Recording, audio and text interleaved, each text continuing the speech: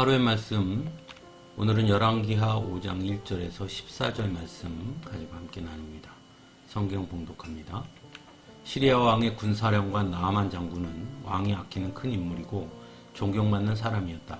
주님께서 그를 시켜 시리아에 구원을 베풀어 주신 일이 있었다. 나아만은 강한 용사였는데 그만 나병에 걸리고 말았다.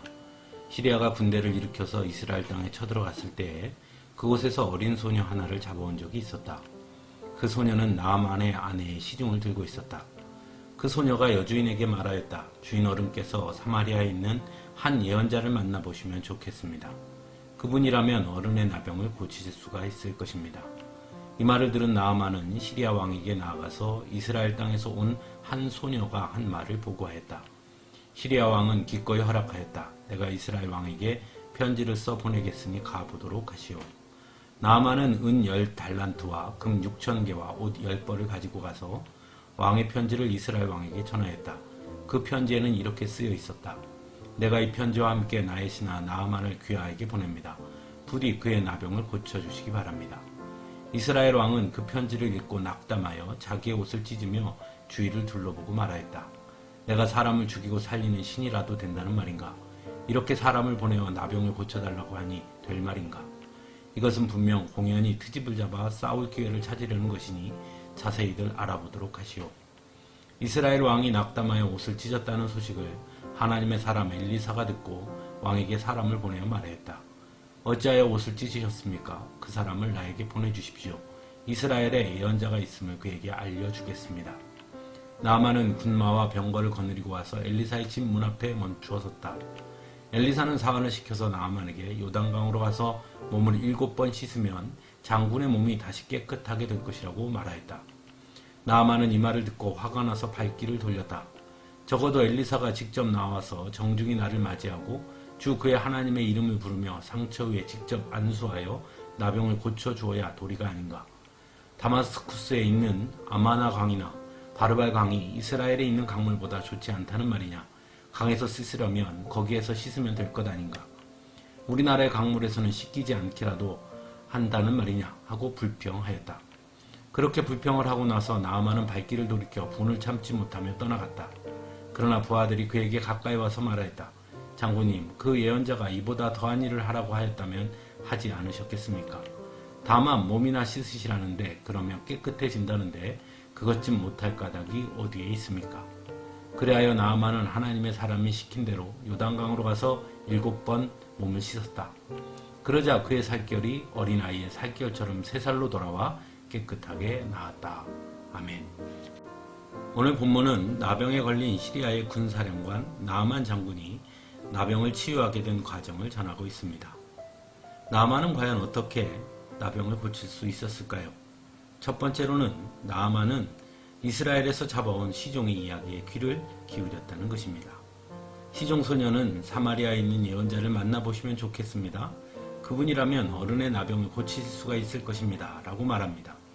그리고 나아만은 그 시종 소녀의 말대로 사마리아에 있는 예언자인 엘리사를 찾아가게 되죠. 즉 결코 다른 사람의 이야기를 쉽게 판단하지 않았다는 것입니다. 시종이라고 해서 무시하지도 않았습니다.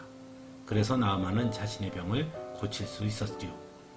이런 모습은 엘리사가 요단강에 몸을 7번 씻으라 했을 때도 나타납니다.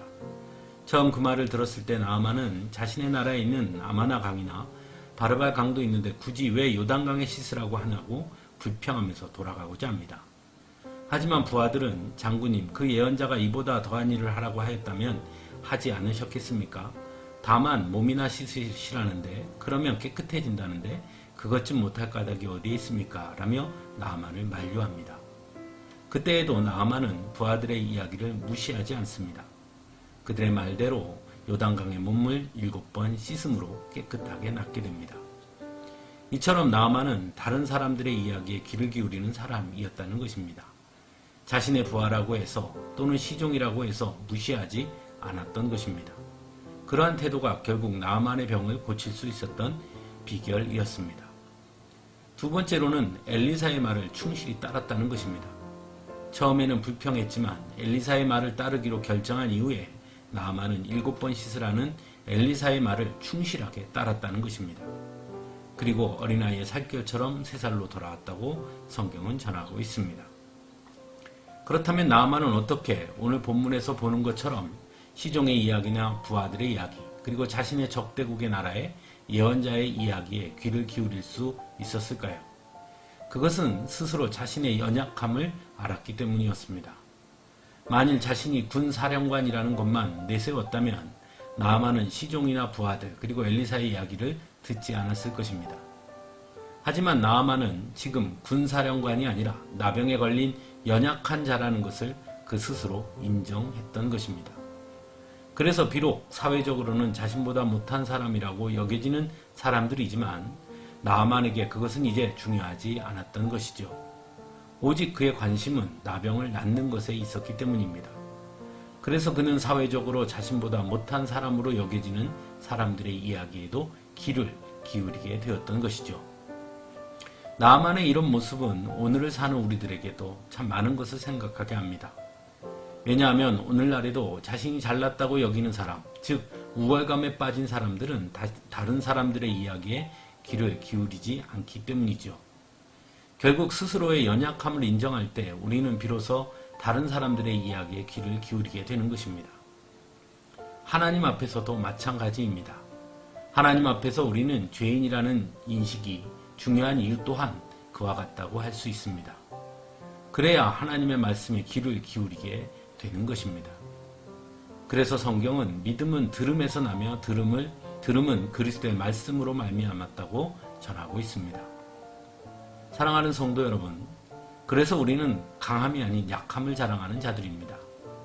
왜냐하면 나의 약함으로 인해 우리는 예수 그리스도를 의지하게 되고 예수 그리스도를 의지함으로 우리는 가장 강한 자가 되는 것이기 때문입니다. 그래서 우리는 언제나 하나님 앞에 연약한 자로, 겸손한 자로 서야 하는 것입니다. 그리고 가장 강하신 우리 주님을 붙들어야 하는 것입니다. 그럴 때 우리는 세상의 가장 강한 자가 되는 것입니다. 함께 기도하겠습니다.